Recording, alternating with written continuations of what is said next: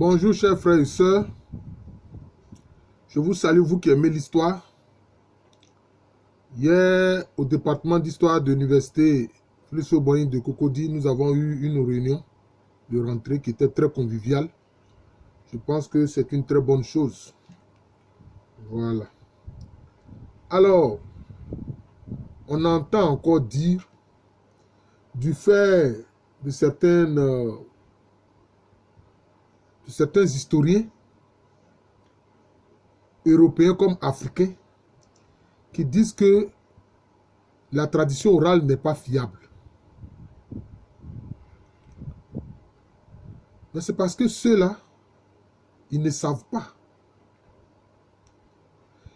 Ils limitent la tradition orale à une transmission mémorielle, c'est-à-dire à une transmission de bouche à oreille liée à la mémoire. Or non, il n'y a pas que ça. Il n'y a pas que ça. Concernant l'histoire de l'Afrique, je dis bien que ce n'est même pas une affaire de transmission mémorielle auquel on a affaire. C'est bien plus que cela. Et je vais vous le montrer à travers cette vidéoconférence. C'est pour ça que je vais intituler cette vidéoconférence « Tradition orale ou sources orales en Afrique ». Tradition orale ou sources orales en Afrique noire. J'ai dit et j'affirme que concernant l'Afrique noire, la tradition orale n'est pas seulement une transmission de mémoire, ce n'est pas seulement une transmission mémorielle. De quoi s'agit-il? Quand vous prenez, par exemple chez les peuples mandingues, ou mandés, ou ceux qui parlent des langues mandées, vous avez des textes figés. Ce sont des textes figés. Mais ce n'est pas toujours écrit, mais c'est des textes figés. Quand les djeli, les griots, disent l'histoire des différents djamous, c'est-à-dire des différentes familles, Kone, Traoré, Touré, Sissé, Bamba, Diabaté, Konaté, Kanté, mais c'est des textes figés, chers amis. Le griot ne peut pas ajouter quoi que ce soit, il ne peut pas enlever quoi que ce soit. C'est des textes qui sont figés. Est-ce que vous comprenez? C'est dit à travers la bouche, la parole, mais c'est figé. On ne peut pas changer ça. Est-ce que vous comprenez? C'est comme ça. C'est comme ça. Donc, le griot ne peut pas changer ça. Non. C'est des textes qui sont figés. Et les griots apprennent ça de génération en génération. Mais c'est des textes qui sont figés. On ne change rien là-dedans. Vous comprenez? Donc, ce n'est pas seulement une transmission mémorielle où tu viens dire, bon, on m'a dit à peu près ceci, on m'a dit à peu près cela. Non. Donc, il faut connaître bien l'anthropologie africaine pour venir parler de tradition orale. Deuxième chose. Par exemple, chez les groupes gourds, tels que les Sénoufos, mais il y a des textes qui sont joués à travers des xylophones, c'est-à-dire des balafons, qui racontent l'histoire, etc., du peuple, des familles, des tarafolos, c'est-à-dire des chefs qui ont créé des taras, c'est-à-dire des chefferies. Mais c'est figé, cher ami. Celui qui joue le xylophone, qui joue le texte sur le xylophone, là, il ne peut rien changer, c'est figé. C'est pour ça que je dis que la tradition orale en Afrique, ce n'est pas seulement une transmission mémorielle, non. Tu ne peux rien changer, c'est figé. Chez les peuples gourds, là, qui utilisent les xylophones, là, pour transmettre des textes historiques, là, c'est figé, tu ne peux rien changer. C'est une histoire officielle, tu ne peux pas changer ça. Même chez ceux qu'on appelle les chasseurs traditionnels d'Ozo, ils ont des chants historiques, mais ces chants sont figés. Ils ne peuvent rien changer à cela, c'est figé, c'est comme ça. Vous voyez? Et je peux vous citer plusieurs exemples comme ça. Chez les peuples là, quand il y a des textes tambourinés, c'est-à-dire des textes joués par le tambour, notamment les tambours jumelés, masculins, féminins. Voilà. Parce que les Africains tiennent compte, hein, des deux principes, le masculin et le féminin, qui ensemble produisent la vie. Voilà. Mais les textes tambourinés sont figés. Ça ne change pas. D'ailleurs, si le tambourinaire se trompe, on vient le rappeler à l'ordre. Et s'il n'écoute pas, il peut être décapité. Donc vous voyez que la transmission de l'histoire, à travers ce qu'on appelle ordinairement la tradition orale en Afrique, ce n'est pas un jeu. On tient compte de la fidélité et à la fidélité de la transmission des faits historiques. Vous voyez que je viens de vous citer plusieurs exemples. Il y a des chants historiques. Chez les chasseurs d'oiseaux, il y a des chants historiques. Notamment chez les peuples Akan lagunaires du sud de la zone lagunaire de Côte d'Ivoire. Les classes d'âge ont des chants historiques. Mais c'est figé, ça ne change pas, on ne change pas, on n'a pas le droit de changer cela. C'est figé. De génération en génération, les classes d'âge chantent les mêmes textes. Voilà le problème. Et puis, il y a par exemple, concernant les peuples Akan, les tambours de devise, c'est-à-dire qu'ils jouent la devise de quelqu'un ou du royaume.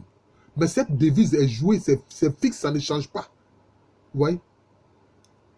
La devise du peuple Ashanti qui est jouée par le tambour là. Asante Kotoko ou Kumapema Pembeba. Tu ne peux pas changer ça. C'est comme ça. Le texte est figé. Vous voyez? Donc, il ne faut pas jouer à ce qu'on appelle la tradition orale en pensant que c'est simplement une question de transmission mémorielle et puis venir minimiser l'histoire des peuples d'Afrique noire. Mais c'est du racisme d'un ignorant primaire. Hein? Du genre Nadine Morano. C'est ça. Par exemple, chez les peuples Akan, les textes qui jouent, n'est-ce pas, la devise de quelqu'un ou du royaume, on ne change pas. Que ce soit joué par les tambours, que ce soit joué par les olifants, ça ne change pas. Vous voyez? C'est fixe. C'est des textes fixes. Par exemple, chez les Nzema, par exemple, il y a des chants pour pleurer. Voilà, c'est des textes pour pleurer les morts. Selon leur statut social et puis selon leur matriclant, le matrilignage auquel ils appartiennent, le matriclant auquel ils appartiennent. Ça aussi, c'est des textes figés. Ça ne change pas. C'est des textes figés. Les pleureuses ne peuvent rien changer dans ça. Vous voyez? C'est ça. Ça n'a même plus de valeur même que les écrits. Parce que dans les écrits, là, la personne peut mentir. Alors que là, tu ne peux rien changer. On te dit, voilà le texte, c'est ce que tu dois dire, c'est ce que tu dois chanter, c'est tout. Et puis chez les peuples Akan, le peuple Akan le plus connu, c'est le peuple Ashanti, notamment les jurements. Ce sont des courtes phrases qui rappellent un événement historique douloureux. Tu ne peux pas changer ça. D'ailleurs, cela est joué pour ne pas que... Donc on ne peut pas oublier. Hein? Par exemple, chez les Ashanti, leur jurement, c'est « Mekantam kese miensan ». Ou bien chez les Bronjama, c'est « Mekanpon mekante ». Tu ne peux pas changer ça. Chaque roi qui est intronisé, il prononce ce jurement-là. Il utilise ce jurement pour dire qu'il va servir fidèlement le peuple. C'est comme ça. Et les chefs aussi utilisent le même jurement pour dire qu'ils vont servir fidèlement le roi. Donc ça ne change pas. C'est même plus fiable que les écrits. Parce qu'il y a des écrits mensongers, même dans l'histoire. Là. Les gens ils ont tronqué l'histoire de l'Égypte antique. Même on a attribué à des Grecs ce qu'ils n'ont pas fait. Le théorème de Pythagore, ça ne vient pas de lui. Ça ne vient pas de Pythagore. Pas du tout. C'est ça, c'est dans les papyrus russes, ce qu'on a appelé les papyrus russes. Ou je sais pas moi, de Moscou, c'est dedans. Ça ne vient pas de lui. Donc voilà les faits. Maintenant, ce n'est pas fini. Pour que l'histoire soit transmise fidèlement, concernant l'histoire en Afrique noire, il y a des objets témoins. Il y a des objets témoins. Les objets que les ancêtres ont utilisés là, ces objets témoins-là sont là. Vous comprenez? Chez les Akans, par exemple, quand vous entrez dans une case, la case qui est réservée aux sièges ancestraux ou aux sièges royaux, tout est là. Si vous voyez 10, c'est que c'est 10, il y a 10 rois officiels. Et quand on célèbre la fête des Ignames, c'est-à-dire la fête qui marque l'année nouvelle, on sort ces 10 sièges-là. Et à chaque siège est attaché le nom d'un roi qui a régné. Et on le dit. Voilà. On dit son nom, et puis on fait des libations, etc. Et puis on lui donne l'igname. Donc ça ne peut pas être oublié. Donc ça veut dire que c'est comme si la tradition est jouée chaque année. C'est joué chaque année. On ne peut pas oublier. On ne peut pas oublier. Vous comprenez? Et les sièges sont des sièges témoins des rois qui ont régné.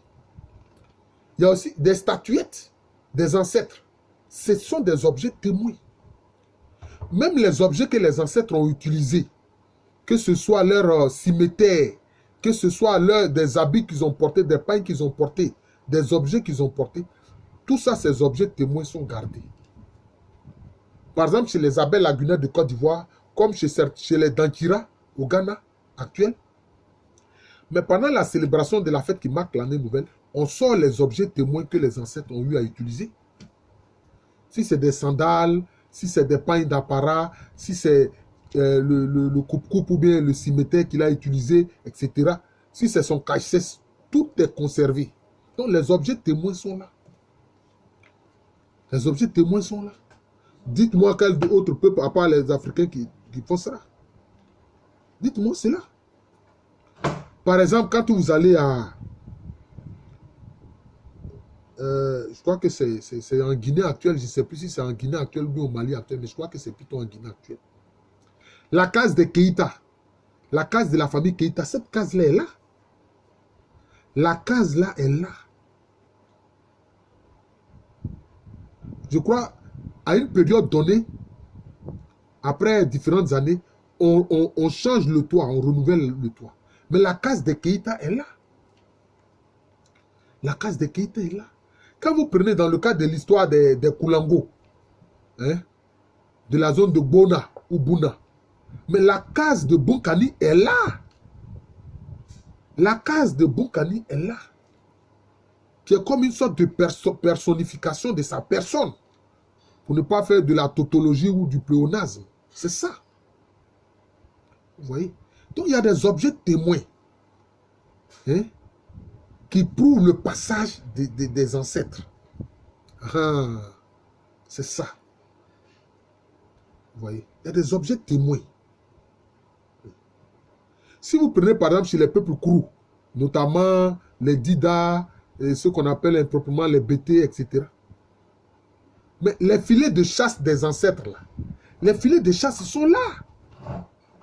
Et chaque filet de chasse symbolise un patrilignage. Donc, les objets témoins des ancêtres là sont là.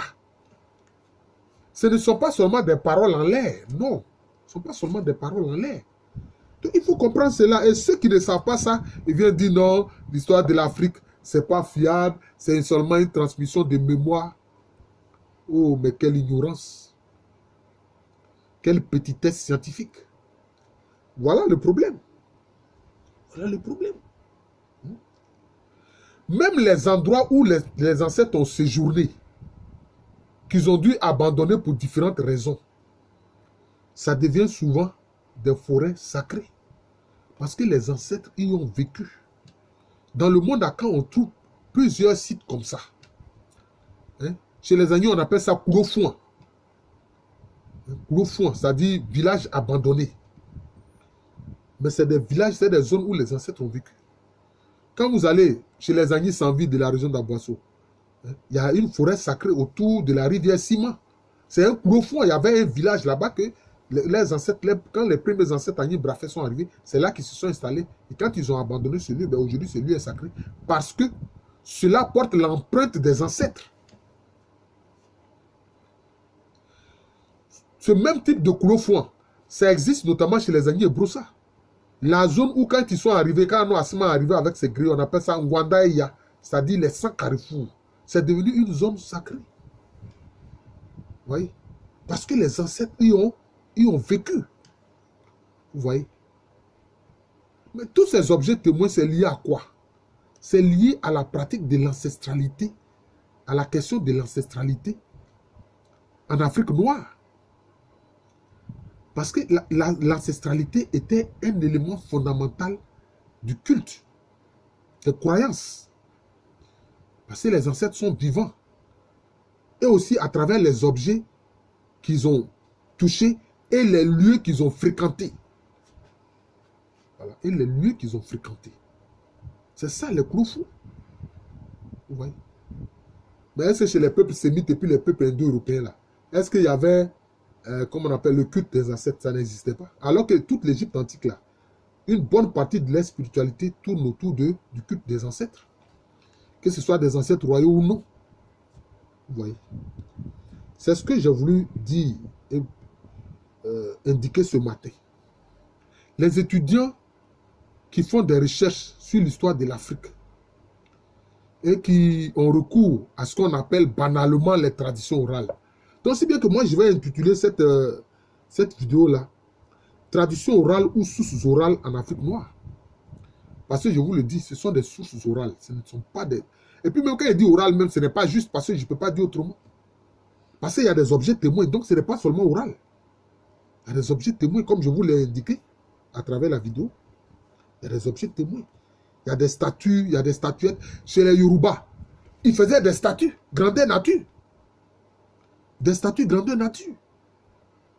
Hein? Chez les Agni sans vie, chez les Ewotile, chez les Abourés, etc. Il y avait des statuettes. Oui, il y avait des statuettes qui représentent les ancêtres. Vous voyez? Donc, il faut comprendre ça. Chez les Fanti, par exemple, les Borbor Fanti, à Mankesem, c'est Bankesem, c'est-à-dire le grand mausolée des ancêtres. Donc, il y a un mausolée des ancêtres chez les Fanti, des Borbor Fanti. Donc, c'est une zone où les ancêtres ont vécu, qui fait l'objet de culte. Chez les peuples Mossé, hein, les Mossé qui sont au Burkina actuel, ils savent que leurs lointains ancêtres, notamment ceux qui sont partis du Mamproussi, hein, pour remonter vers le nord, mais ces Mossé-là, ils viennent régulièrement sur le site de Gambaga où étaient leurs ancêtres. Gambaga a été abandonné. Gambaga n'existe plus. Mais ils savent que c'est là que les ancêtres ont vécu. Donc, régulièrement, ils viennent faire un culte là. Un culte pour honorer la mémoire des ancêtres, pour honorer les membres des ancêtres.